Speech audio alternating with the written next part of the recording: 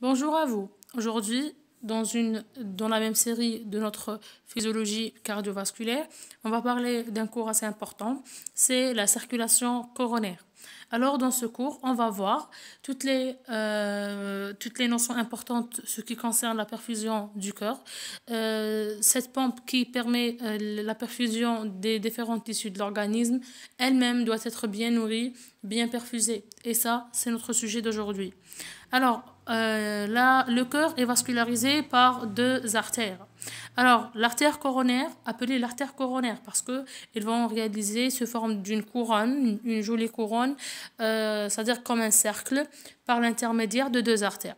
L'artère coronaire droite, ou l'artère circonflexe droite, et l'artère coronaire gauche, ou l'artère circonflexe gauche. Et c'est ce qu'on va voir dans ce schéma. Alors, sur cette vue antérolatérale droite du cœur, on va voir la vascularisation sanguine. On voit bien l'artère coronaire gauche, qu'elle va se diviser en artère circonflexe et dans l'artère interventriculaire antérieure. Ce qui concerne la deuxième artère, c'est l'artère coronaire droite, ou appelée directement l'artère circonflexe droite, qu'elle va donner deux artères, l'artère interventriculaire postérieure qui chemine dans la face postérieure du cœur et l'artère marginale sur le bord latéral droit du cœur. Alors, ces deux artères, elles vont réaliser un réseau très important de capillaires sanguins qu'elle va assurer une extrême abondance pour la vascularisation cardiaque. Alors, la circulation de retour, c'est-à-dire bien sûr il faut la présence d'un drainage veineux, alors est assuré par deux réseaux, un réseau superficiel dans lequel il va se jeter dans une grande confluence postérieure, dans la face postérieure du cœur, c'est le sinus coronaire, et il faut noter encore que le ventricule gauche sera drainé par des veines cardiaques antérieures. Pour le système profond qui assure le drainage du reste du myocarde qui jette dans le ventricule et dans l'oreillette droite directement dans le grand conflux veineux qui est le cœur droit. Maintenant, on va parler de l'hémodynamique coronaire, c'est-à-dire quelles sont les notions importantes de connaître ce qui concerne la vascularisation coronaire. La pression dans les vaisseaux coronaires. Il faut savoir que les vaisseaux coronaires se localisent à ce niveau-là, c'est-à-dire ils vont se localiser à l'origine de l'aorte. Alors, l'oreillette droite qui présente le lieu, qui présente la faible pression, et l'aorte qui est le lieu qui présente la plus grande pression. C'est pour ça qu'il va présenter une place favorable à l'écoulement du sang.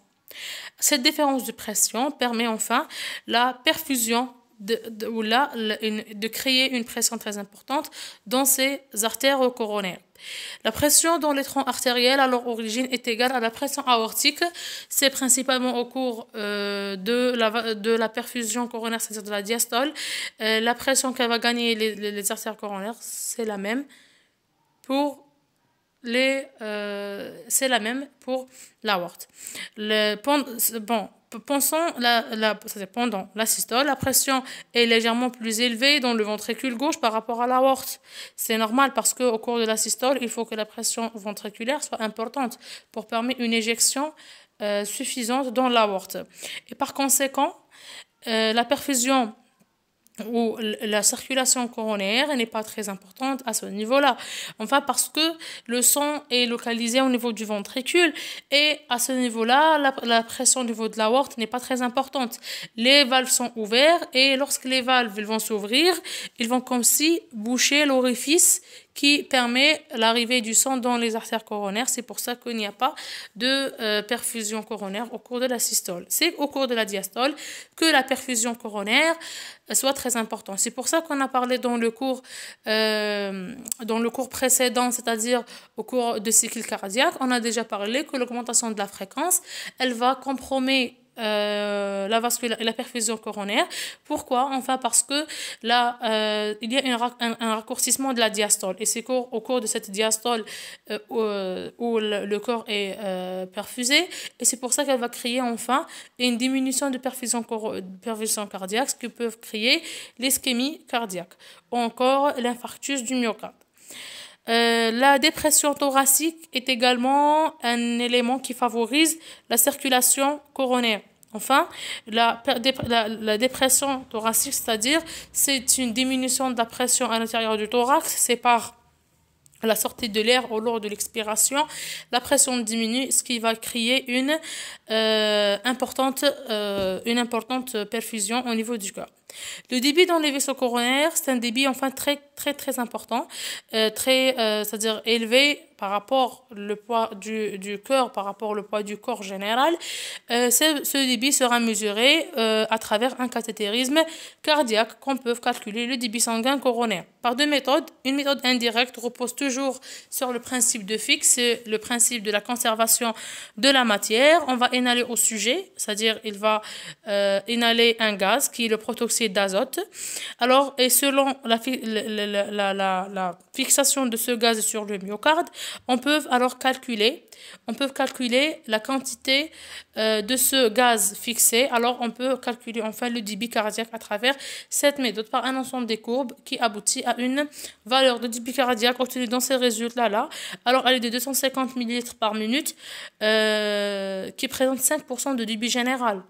Le cœur présente seulement 200 grammes de poids. Alors, ce débit est très important par rapport aux autres organes.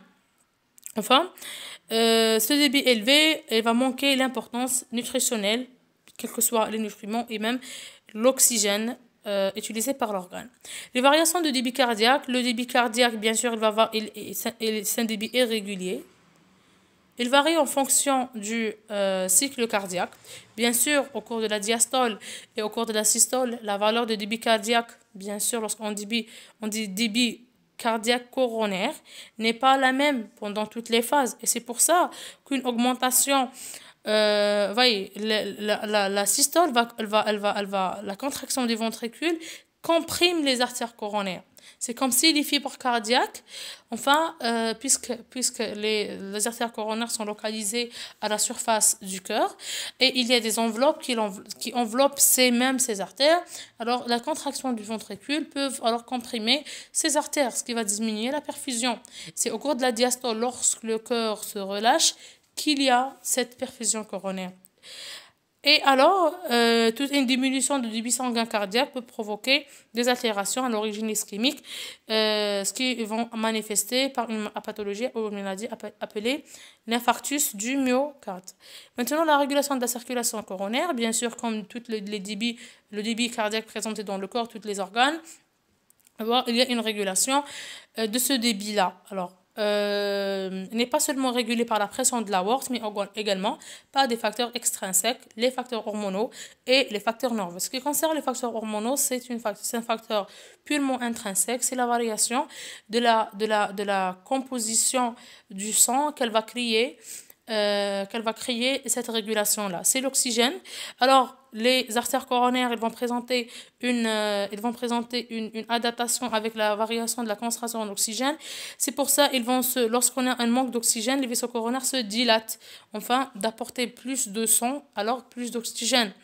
Et vraiment, les artères coronaires sont moins sensibles au CO2 et en H+, c'est l'oxygène qui varie le plus important. Les facteurs nerveux, ce sont l'intervention principalement de systèmes végétatifs, sympathiques et parasympathiques. On peut ajouter l'action des catécholamines, la noradrénaline et l'adrénaline libérées par ce système sympathique principalement parce que le médiateur chimique du parasympathique, c'est l'acétylcholine.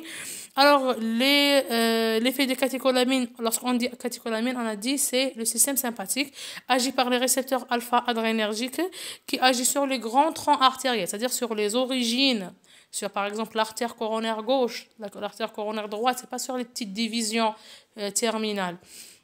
Alors il va provoquer la vasoconstriction. Alors lorsqu'on va comprimer à l'origine, c'est-à-dire que tout le reste sera moins perfusé.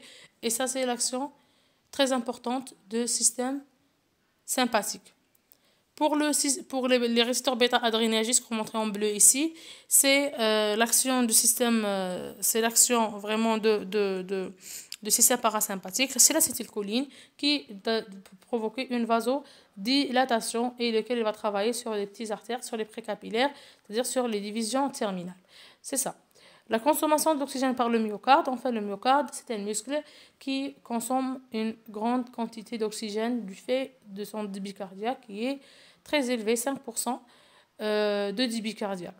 Cette consommation augmente avec la fréquence cardiaque et la contractilité du myocarde. Bien sûr, lorsque le corps travaille rapidement, c'est-à-dire augmentation de la fréquence, lorsqu'il se contracte avec une force très importante, il nécessite beaucoup d'oxygène. Et ça, c'est un phénomène métabolique logique, enfin. L'équilibre entre le transport d'oxygène et la consommation, c'est-à-dire la demande et le besoin doit être, c'est-à-dire la demande et le transport d'oxygène doit être respecté. Sinon, il va y avoir une ischémie due à une malperfusion du cœur, soit par l'augmentation, pour constituer un débit cardiaque qui est normal, pour permettre l'équilibre de ce transport et de cette demande, on va utiliser deux méthodes. Soit on va essayer d'augmenter le débit cardiaque on va lever l'obstacle, c'est-à-dire on va faire le spacing c'est la dilatation des vaisseaux, soit on va diminuer la consommation. Alors, soit on va augmenter le transport, soit on va diminuer la consommation. Comment on va diminuer? C'est par la diminution de la fréquence cardiaque et de la contractilité. Ça va poser un problème chez, par exemple, que certains sportifs, c'est-à-dire les sportifs qui vont subir après des pathologies, on va aller voir que son cœur n'arrive pas à pomper des quantités importantes du sang. Il va y avoir une fatigue très importante. Ça, c'est le phénomène de la diminution de la consommation. Le corps ne peut pas travailler avec une grande force parce qu'enfin, il n'y a pas une perfusion normale. Par exemple, c'est un obstacle, c'est une thrombose de l'un des vaisseaux coronaires, ce qui va déterminer,